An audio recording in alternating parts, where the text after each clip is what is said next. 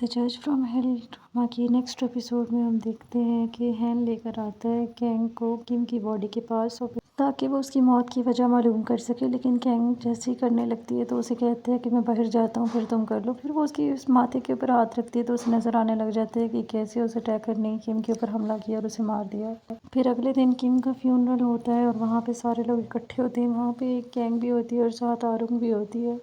उसके अलावा और भी पुलिस वाले होते हैं। वहाँ पे उनके एक सब चीफ हैन से कहते हैं कि वो किम के लिए कुछ आखिरी अल्फाज बोले, लेकिन वो अल्फाज बोलते हुए फिर अचानक से उसको गुस्सा आ जाता है और वो कहने लग जाता है कि वो कहता है कि जो भी सीरियल किलर है जिसने किम को मारा है वो एक बात मेरी अच्छे से समझ ले कि मैं उसको पकड़ूंगा और उसे इतने टुकड़ों में बदलूंगा ताकि उसे अंदाज़ा हो जाए कि किसी को तकलीफ़ देना क्या होता है। उसके चीफ उसे कहते हैं कि ये तुम क्या बातें कर रहे हो, तो वो कहता है मैं बिल्कुल सही कह रहा हूँ, मैं उसे ज़िंदा नहीं छोड़ूंगा। जिसने उनको मारा है उसने मेरी फैमिली को भी तकलीफ़ दी और अब उसने दोबारा से मेरी फैमिली को तकलीफ़ दी। मैं उन्हें किसी सूरत नहीं छोड़ने वाला। मैं तुम्हें वो दर्द महसूस कराऊंगा जो तुमने दूसरों को दिए, चाहे उसके लिए मुझे अपनी जान ही क्यों ना देनी पड़े, लेकिन मैं तुम्हें मार कर मरूंगा। फिर कैंग को दिखाते हैं जो बाद में जाती है हैन के पास और उसे कहती है कि अगर तुम इतने कमज़ोर पड़ोगे तो बदला कैसे लोगे। फिर वो उसे पूछता है कि पहले मैं ये जानना चाहता हूँ कि तुमने जिन 4 लोगों को मारा उनको क्यों मारा। तो वो उसे कहती है तो तुम्हें क्या लगता है वो चारों लोग बेकसूर थे। तुम एक दफ़ा ज़रा सोच कर देखो कि क्या उन्होंने दूसरों को कत्ल करके खुद जेल से छूट नहीं गए थे। फिर घर आने के बाद कैंग इस सब के बारे में सोच रही होती है कि उसे फिर से रोना क्यों आया। तो वो सोचती है कि ऐसा नहीं हो सकता कि मुझे उससे प्यार हो, कभी नहीं हो सकता, क्योंकि मैं तो एक डेमन हूँ और डेमन को कभी किसी के लिए फीलिंग्स नहीं आती हैं। फिर दूसरी तरफ आरुंग को दिखाते हैं जो कि कोमंडू के पास जाती है और जाकर उसे कहती है कि तुमने मुझसे इतनी बड़ी बात क्यों छुपाई। मैंने तुमसे पहले भी पूछा था कि क्या जस्ट टीटीआर हुई है किसी के लिए, तो उसने कहता है कि ऐसा तो कुछ भी नहीं हुआ था। फिर वो उसे कहती है कि मैंने तो उसे खुद किम के फ्यूनरल पर रोते हुए देखा है। वो उसे कहती है कि मैं ये भी जानती हूँ कि तुम चर्च जाते हो और दुआएं मांगते हो वहाँ जाकर, और मैं इस सब के बारे में जस्ट टीटीआर को बता दूँगी तो फिर सोचो वो तुम्हारा क्या हाल करेगी। फिर वो उसे कहती है कि तुम्हारे पास ज़िंदा रहने का सिर्फ एक ही तरीका है। फिर वो उसे अपना एक निशान दिखाती है जो कि निशान देखते ही वो समझ जाता है कि वो विनेटो है। वो उससे कहता है कि मैं तो तुम्हें सैटर्न समझ रहा था लेकिन तुम तो विनेटो निकली। फिर वो उसे कहती है कि जिस तरह से तुम लोग हेल से आए हो मैं भी हेल से एक मिशन पर आई हूँ। जितने भी डेमन यहाँ पर आकर इंसानों की तरह जज्बात महसूस करते हैं मैं उन सबको मारती हूँ। दूसरी तरफ कैंग को दिखाते हैं जो कि अगले दिन हॉस्पिटल चली जाती है अपनी आंखों का चेकअप करवाने के लिए। वो डॉक्टर से कहती है कि मैंने रोई हूँ और मेरे आंसू आए हैं, जबकि मैं तो एक डेमन हूँ और डेमन तो कभी नहीं रो सकते, इसलिए मेरी आंखों में कोई मसला है, मेरा चेकअप करो। डॉक्टर उसकी अजीब सी बातें सुनकर उसे साइकाट्रिस्ट के पास रेफ़र कर देती है। जब वो वहाँ जाती है तो वो उससे पूछती है कि क्या हुआ है, तुम क्यों नहीं रो सकती। तो वो उसे कहती है इसलिए कि मैं एक डेमन हूँ। वो उसे कहती है कि तुम डेमन हो इसलिए तुम रो नहीं सकती। पहले तुम मुझे ये बताओ जब तुम रोई तब क्या सिचुएशन थी। तो वो उसे बताती है कि मेरा एक नेबर है, वो एक फ्यूनरल पे था, उसकी किसी जानने वाले की डेथ हो गई, तो वहाँ पर उसे रोता देखकर मुझे भी रोना आ गया। फिर डॉक्टर उसे पूछती है कि और क्या अजीब महसूस किया तुमने उसके आसपास। तो वो उसे बताती है कि जब भी वो आसपास होता है तो मैंने अक्सर महसूस किया कि मेरे दिल की धड़कन बहुत तेज़ हो जाती है, पता नहीं ऐसे क्यों होता है। डॉक्टर उसे कहती है कि ये इस वजह से है कि तुम प्यार महसूस कर रही हो। तो वो मानने से इनकार कर देती है और वहाँ से आ जाती है। फिर अगले दिन पुलिस का चीफ अपनी टीम से कहता है कि आप लोग उस सीरियल किलर को पकड़ने के लिए ऑलरेडी एक मिशन पर थे, लेकिन अब किम की जगह पर एक और डिटेक्टिव आपका साथ देंगे। इतनी देर में वहाँ पे वो डिटेक्टिव भी आ जाता है और उनको बताता है कि मैं जैंग मोनजी हूँ। वो सबसे मिलता है और सबके लिए कोल्ड ड्रिंक्स भी लेकर आता है। फिर जब वो केस की इन्वेस्टिगेशन के लिए बैठते हैं तो वहाँ पे उसके कांस्टेबल बात करता है कि मुझे कैंग के ऊपर शक है, क्योंकि जितने भी कत्ल हुए और किम का कत्ल हुआ है इन सब से पहले हम लोग उसी पर शक कर रहे थे, उसी का काम थोड़ा अजीब लगता है। लेकिन हैन उससे कहता है कि कैंग का इस सब में कोई हाथ नहीं है। जिसके बाद उसका दोस्त फिर से उसे कहता है कि सबसे पहले तो तुम ही उस पर शक था और अब तुम कह रहे हो कि उसका इसमें कोई हाथ नहीं, क्यों तुम उसे बचाना चाह रहे हो। हैन कहता है कि मैं उसे बचाने की कोशिश नहीं कर रहा, बल्कि मैं सच्चाई बता रहा हूँ। हम लोग अपना वक्त ज़ाया करेंगे अगर हम उसके ऊपर शक करेंगे तो। उसके बाद वो वहाँ से उठकर चला जाता है। कैंग के साथ वो एक रेस्टोरेंट में बैठा होता है जब वहाँ पे कुछ लोग किम के बारे में कुछ बातें कर रहे होते हैं, जो कि सुन के हैन को गुस्सा आ जाता है। वो उठकर उनके साथ लड़ने लग जाता है। वहाँ पे उस लड़के के दोस्त भी उसके साथ लड़ते हैं और फ़ोन से वीडियो रिकॉर्ड करने लग जाते हैं। इतनी देर में कैंग उठती है और उस लड़के से फ़ोन लेकर तोड़ देती है और उसे कहती है कि मैं जज कैंग हूँ और अब बिगाड़ लो जो मेरा तुमने बिगाड़ना है, और हैन का हाथ पकड़कर वहाँ से निकल आती है। फिर जब वो हैन को वहाँ से लेकर जा रही होती है तो आरुंग उन्हीं का पीछा कर रही होती है और वो समझती है कि शायद उन्होंने अपडेट करना भी स्टार्ट कर दिया है। फिर कैंग जाती है अपने कुछ डेमन्स के पास और उन्हें एक तस्वीर देती है जो कि किम की होती है और उससे कहती है कि जाकर इसको ढूंढो, हेल में या हेवन में या जहाँ पर भी, इसको भी और हैन के पेरेंट्स को भी ढूंढो, मुझे उनसे कुछ बात करनी है। फिर अगले दिन पुलिस में जब सारी टीम बैठती है केस को हल करने के लिए तो वहाँ पे हैन की टीम का ही एक बंदा कहता है कि मैं इसके साथ मज़ीद काम नहीं करना चाहता, मैं अलग काम करूँगा। जिसके बाद जॉन्ग कहता है कि मैं हैन के साथ काम कर लूँगा और तुम दो अलग से काम कर लो।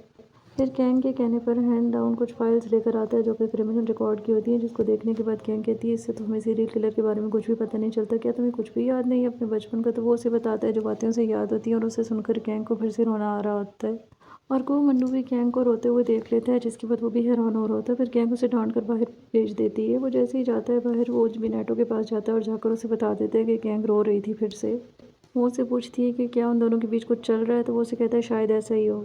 इतनी देर में वहाँ पे वही बूढ़ी औरत आती है और आकर विनेटो से कहती है कि तुम क्यों इस बेचारे को मार रही हो, क्या तुम चोरी कर रही हो? तो वो उसे कहती है कि नहीं, मैं चोरी नहीं कर रही, हम तो दोस्त हैं। कैंग सोई भी होती है तो उसी औरत को दिखाते हैं जो नींद में आकर कैंग को जगाती है।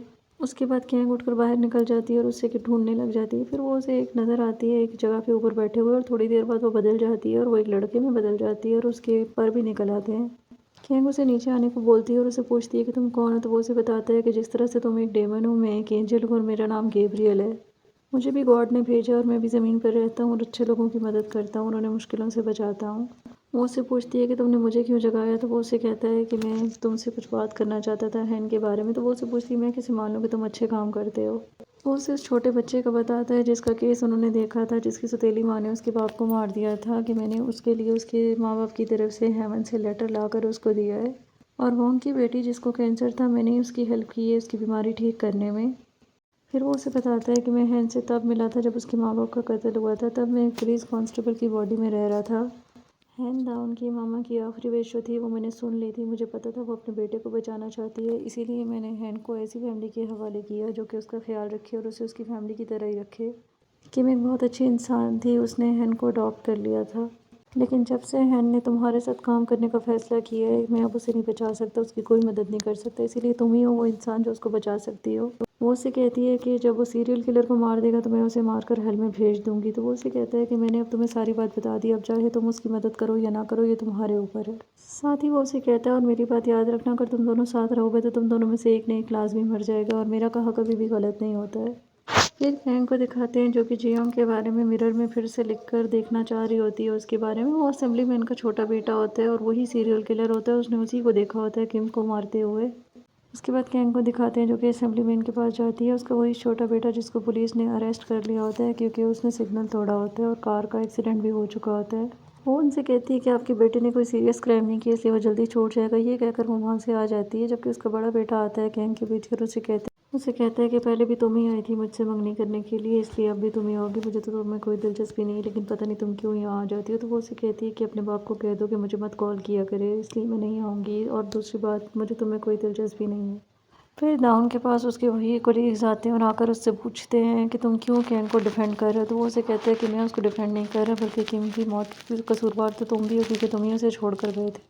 जिसके बाद उसे गुस्सा आता है और वो हैन को मारता है। फिर जब हैन चला जाता है तो वो अपने दूसरे दोस्त से कहता है कि मुझे लगता है वो हमसे कुछ छुपा रहा है, उसे ज़रूर कुछ ना कुछ पता चल चुका है कैंग के बारे में, वो हमसे छुपा रहा है और हमें वो पता करना होगा। फिर जंग जाता है दाउन के पास और उसे कहता है कि उसे तुम्हें मारना नहीं चाहिए था। फिर दूसरी तरफ आरों को दिखाते हैं जो कि उससे पूछती है कि तुम आजकल दाउन के साथ क्या कर रही हो। तो वो उसे बताती है कि वो सीरियल किलर के बारे में जानता है और मैं चाह रही हूँ कि उसके थ्रू इन्फॉर्मेशन निकलवा लूँ ताकि मुझे पता चल जाए।